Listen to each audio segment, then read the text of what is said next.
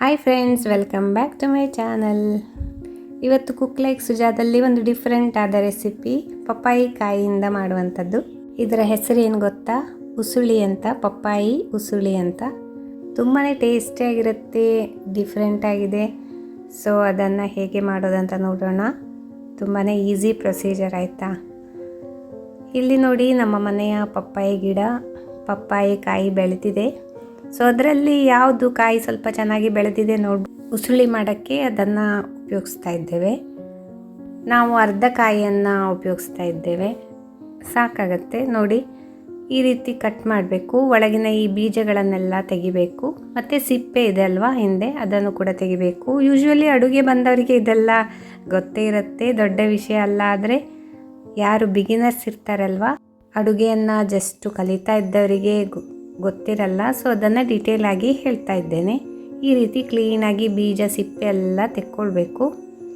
ಹಾಗೆ ತೆಗೆದದ್ದನ್ನು ಈ ರೀತಿ ತುರಿದುಕೊಳ್ಬೇಕಾಗತ್ತೆ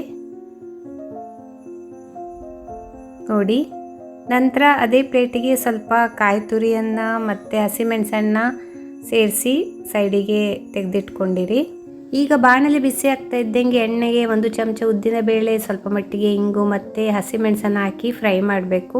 ಅದರೊಟ್ಟಿಗೆ ಅರ್ಧ ಚಮಚ ಸಾಸಿವೆಯನ್ನು ಮತ್ತು ಕರಿಬೇವಿನ ಎಸಳುಗಳನ್ನು ಕೂಡ ಹಾಕಬೇಕು. ಹಾಗೆ ಅವುಗಳನ್ನೆಲ್ಲ ಚೆನ್ನಾಗಿ 1-2 ನಿಮಿಷ ಫ್ರೈ ಮಾಡಬೇಕು. ಅವೆಲ್ಲ ಫ್ರೈ ಆಗ್ತಾ ಇದ್ದಂಗೆ ಸ್ವಲ್ಪ ಅರಿಶಿಣವನ್ನು ಕೂಡ ಹಾಕಬೇಕು.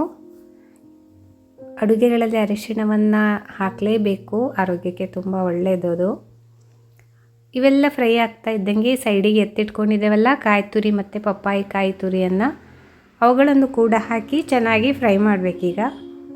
ಹಾಗೆ ರುಚಿಗೆ ತಕ್ಕಷ್ಟು ಉಪ್ಪನ್ನು ಮತ್ತು ಸ್ವಲ್ಪ ಮಟ್ಟಿಗೆ ನೀರನ್ನು ಕೂಡ ಹಾಕಬೇಕು. ಪಪ್ಪಾಯಿ ಕಾಯಿ ಅಲ್ವಾ, ಬೆಂದ್ಕೊಳ್ಬೇಕಲ್ವ, ಆದರೆ ಜಾಸ್ತಿ ನೀರು ಹಾಕೋಬೇಡಿ, ತುಂಬ ಮೆತ್ತಗಾಗೋಗುತ್ತೆ. ಅದರೊಟ್ಟಿಗೆ ಸಿಹಿಗೆ ಸ್ವಲ್ಪ ಸಕ್ಕರೆಯನ್ನು ಕೂಡ ಹಾಕಬೇಕಾಗತ್ತೆ. ಸ್ವಲ್ಪ ಮಟ್ಟಿಗೆ ಲಿಂಬು ರಸವನ್ನು ಕೂಡ. ಸೌಟಿನಲ್ಲಿ ಯಾಕಪ್ಪ ಹಾಕೋದಂದರೆ ಬೀಜ ಬೀಳಬಾರ್ದಲ್ವ, ಕಹಿ ಬರುತ್ತೆ, ಅದಕ್ಕೋಸ್ಕರ ರಸ ಮಾತ್ರ ಬೀಳುವಂಗೆ. ಈಗ ನೋಡಿ, ಈ ರೀತಿಯಲ್ಲಿ ಬಂದಿದೆ ಟೆಕ್ಸ್ಚರ್ ನೋಡಿ, ತುರಿದದ್ದು ಚೆನ್ನಾಗಿ ಕಾಣಿಸ್ತಿದೆ ಅಲ್ವಾ. ಹಾಗೆ ಫೈನಲ್ಲಾಗಿ 5 ನಿಮಿಷ ಹುರ್ಕೊಂಡ್ಮೇಲೆ ಈ ರೀತಿಯಾಗಿದೆ ನೋಡಿ. ತುಂಬ ಬೇಯಿಸಕ್ಕೆ ಹೋಗಬೇಡಿ, ಮುಕ್ಕಾಲು ಭಾಗ ಬೇಯಿಸಿದರೆ ಸಾಕಾಗತ್ತೆ. ಉಸುಳಿಯನ್ನು ಮಾಡುವ ಕ್ರಮವೇ ಹೀಗೆ. ಪಲ್ಯ ಹೇಗೂ ಮಾಡ್ಕೊಂಡು ತಿಂತಾ ಇರ್ತೀರ, ಇದೊಂಥರ ಡಿಫ್ರೆಂಟ್ ಆಗಿರುತ್ತೆ ನೋಡಿ, ತುಂಬಾ ಟೇಸ್ಟಿಯಾಗಿರುತ್ತೆ. ಹಾಗೆ ಹೆಲ್ತ್ಗೂ ಒಳ್ಳೇದಲ್ವಾ.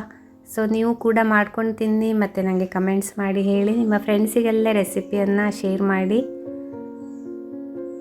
ಇನ್ನಷ್ಟು ಇಂಥದ್ದೇ ಟೇಸ್ಟಿ ಮತ್ತು ಹೆಲ್ದಿ ಹಾಗೆ ಈಸಿ ರೆಸಿಪೀಸೊಂದಿಗೆ ಮತ್ತೆ ಸಿಗ್ತೇನೆ. ಅಲ್ಲಿವರೆಗೆ ಟೇಕ್ ಕೇರ್, ಬಾಯ್.